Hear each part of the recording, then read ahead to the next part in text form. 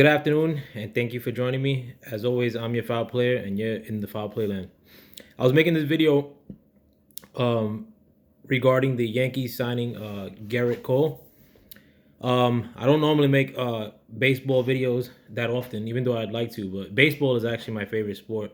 Um, Boxing is a close second, but baseball is my first love, and the New York Mets are my life. But anyhow, this is actually a Yankee free agency bit of news and my feelings on it. As some of you may know, Gerrit Cole signed for the richest contract for any pitcher in the history of the MLB, signing for 324 million over the course of 9 years, which in average it's 36 million over 9 years.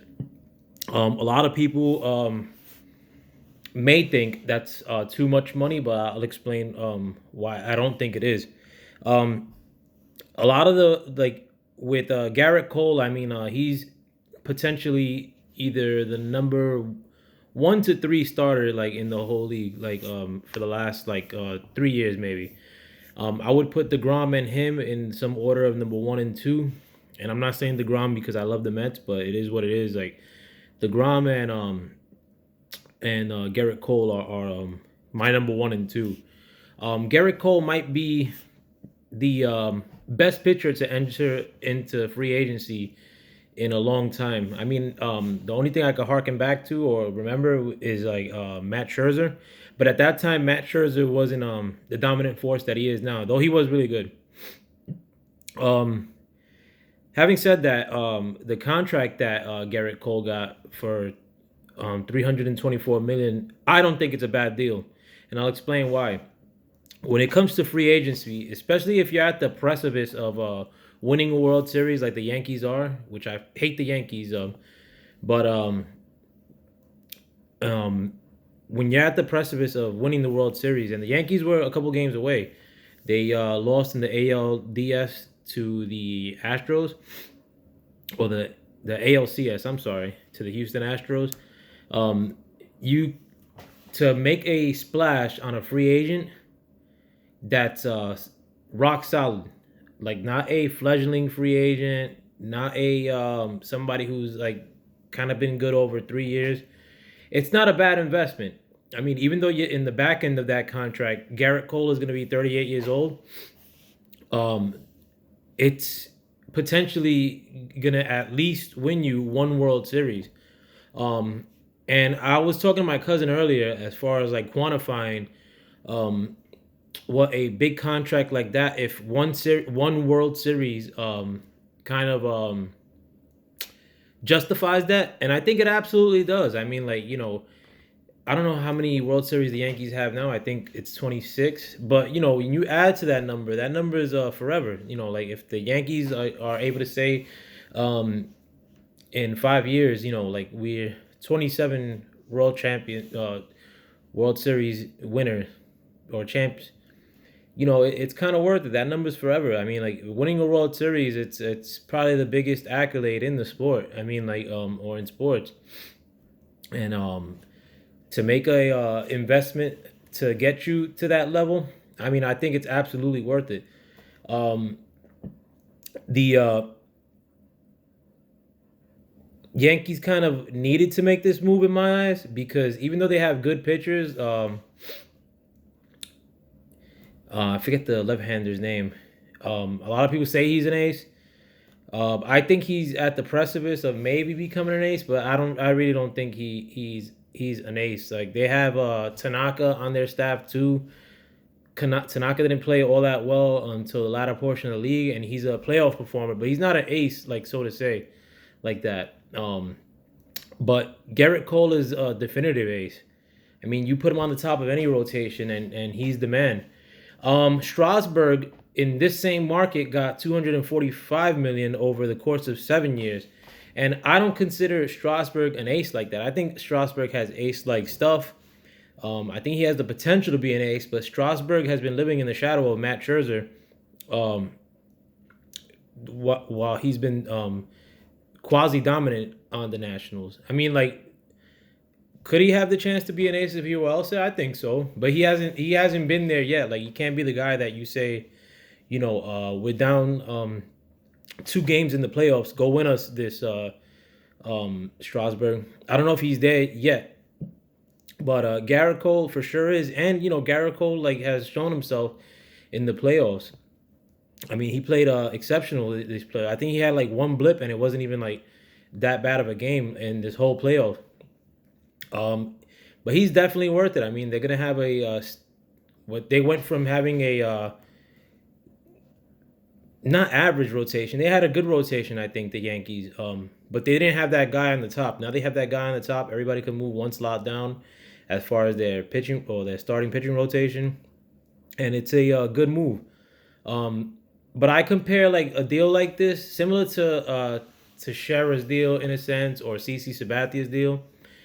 In hindsight, and Teixeira's was like a worst case, but in hindsight, like you don't say like, oh God, like we messed ourselves up for signing Mark Teixeira, and it netted you World Series. I mean, CC Sabathia is a better case, like where I think in the laurels of history, even though CC Sabathia kind of fell off like towards the latter portion of his career, um, when as time goes on, they're not going to say, "Wow, that was a bum signing." And if I remember correctly, I think CC Sabathia netted them exactly one championship in 2009.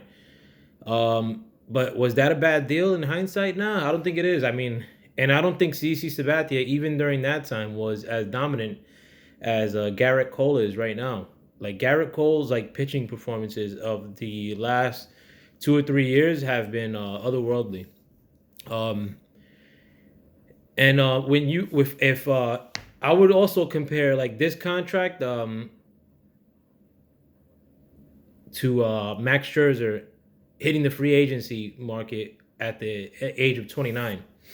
I mean, like, would that I would I make that deal? Absolutely. I mean, like, and at that time, when Max Scherzer did sign in free agency, you ain't know what you were gonna get from him. With Garrett Cole, it's kind of like a certainty. I mean, it is a lot of money. The Yankees have deep pockets, so I don't think it's a dud for them.